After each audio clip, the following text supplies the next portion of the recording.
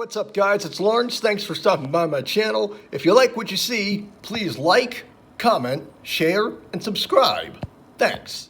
Observing obscure observances, looking at the calendar for May 27th. Here we have Cellophane Tape Day. In the early 1920s, Richard Gurley Drew worked at the Minnesota Mining and Manufacturing Company, now known as 3M, which at the time made sandpaper. Drew delivered sandpaper samples to auto body shops and saw the frustration that car painters had when painting two-tone color cars. Surgical adhesive tape, library paste, and homemade glues were used to hold newspapers on cars when painting, and as the papers were removed, sticking residues often remained that ripped off some of the paint when they were peeled off. Oh, what a bummer that is. Drew invented masking tape and created it with crepe paper, cabinet maker's glue, and glycerin. It adhered well to cars when painting and also came off easily afterward without taking paint away. It was marketed as Scotch masking tape in 1925. The name Scotch stems from an ethnic stereotype that said Scottish people were stingy. Some stories claim the tape didn't adhere well at first or had adhesive in the middle of it. Stories report that Drew was told to go back to his Scotch bosses and to tell them to add more adhesive, or they asked him why he was being so Scotch with the adhesive. It is unclear if Drew actually had these conversations, but nonetheless, the name stuck, as did the final version of the tape. I remember years ago, I heard this commercial.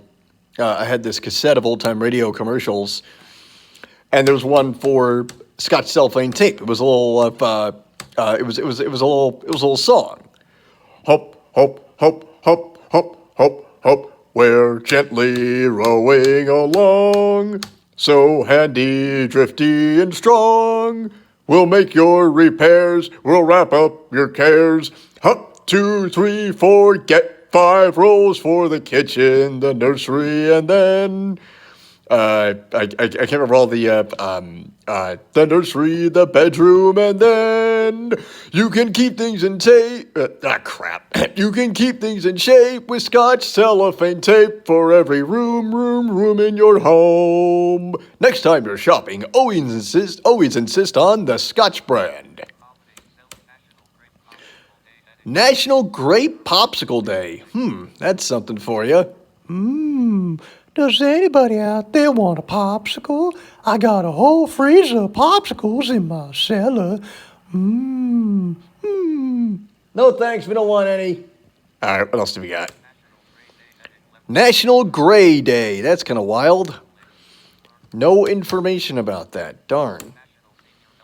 National Senior Health and Fitness Day. Observed the last Wednesday in May. No information. Darn it. Nothing to Fear Day, observed annually on May 27th. All right, here we go.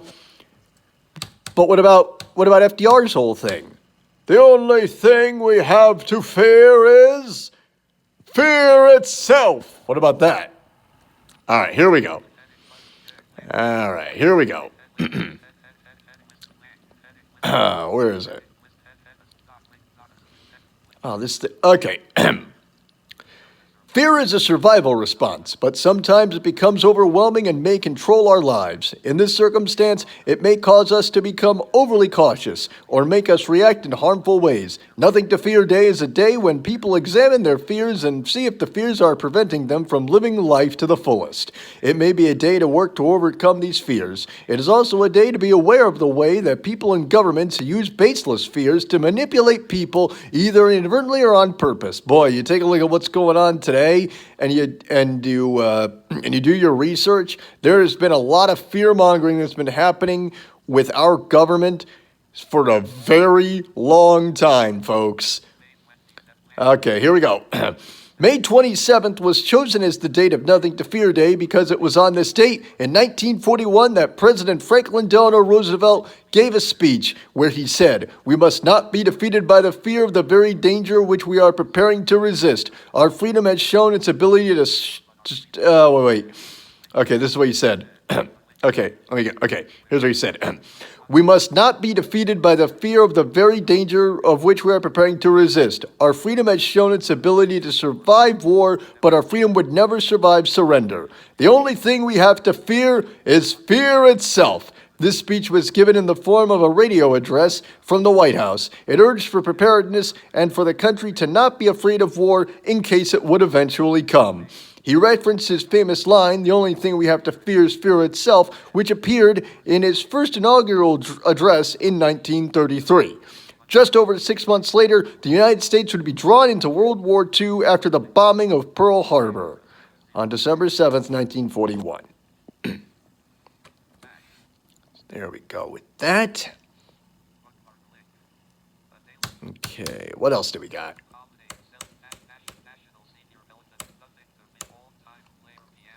Old Time Player Piano Day. No information. Darn. Sunscreen Protection Day. Also known as Sunscreen Day. Observed annually on May 27th. There's no information about that. Trust me on the sunscreen. I heard that song a couple of weeks ago, and you know, some of this, there's one thing in that song that's really hard to get over, where the guy says, "You'll fantasize that when you were young, politicians were noble." Pfft, when were politicians ever noble? Anyway, World Product Day, observed annually on May 27th. No, observed on May 27th. No information. All right. And that's the end of the video. I'm Lawrence Ross. Thanks for watching, and I'll see you later. Bye-bye. Hey guys, it's Lawrence. Well, that's the end of the video, but before I go, I want to thank you guys for checking out the content. If you like, you can check out my radio show every Friday evening at 7 p.m. on rasradiolive.com. That's R-A-S radiolive.com, radiochaos.net, and in this case, it's chaos with a K, K-A-O-S, radiochaos.net, or nonamenetwork.net. It's called the LRWS, and check it out. We also have a store, teespring.com, T-E-E, spring.com/stores/LRWS. And if you want, you can check out my Patreon page, patreon.com/LRoss1987. Thanks for watching.